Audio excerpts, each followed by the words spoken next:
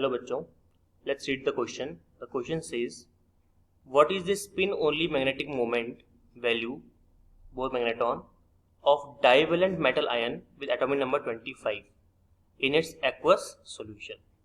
Option A 5.26, option B 0, option C 5.92 and option D 5.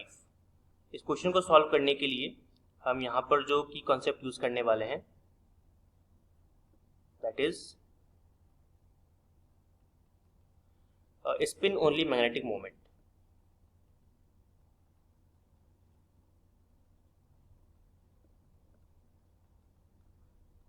Magnetic moment. आप लोगों को पता ही है कि जब भी हम स्पिन ओनली मैग्नेटिक मोमेंट की बात करते हैं तो यहाँ पर जो फॉर्मूला हम लोग यूज करते हैं generally that is mu is equals to n+2 का होल रूट बोर मैग्नेटॉन। यहाँ पे n का मतलब क्या होता है? Unpaired electrons, total number of unpaired electrons. तो यहाँ पे देखिए क्वेश्चन को ध्यान से पढ़ने पर हमको मालूम पड़ा कि यहाँ पे एटॉमिक नंबर क्या है आपका 25। तो एटॉमिक नंबर अगर 25 है तो हमें पता ही है कि एटॉमिक नंबर 25 किसका होता है? मैंगनीज का, Mn का।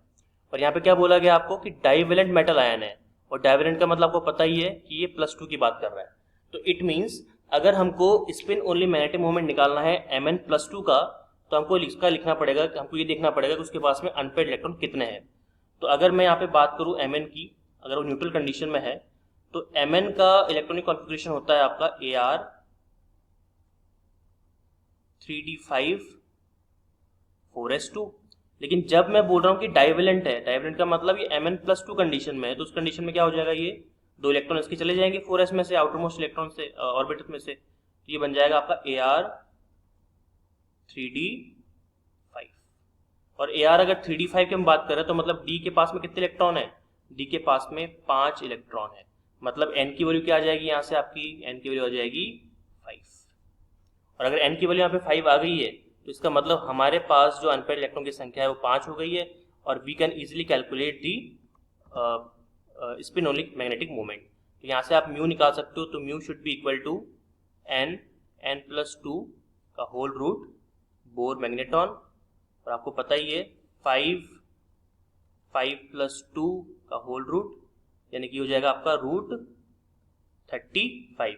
और रूट 35 का मतलब कितना होता है? That is mu should be equal to 5.92 Bohr magneton. तो ये हमारा आंसर यहाँ पे निकल गया। So the correct answer should be option number C. So final answer is option C. Hope you understood it well. All the very best.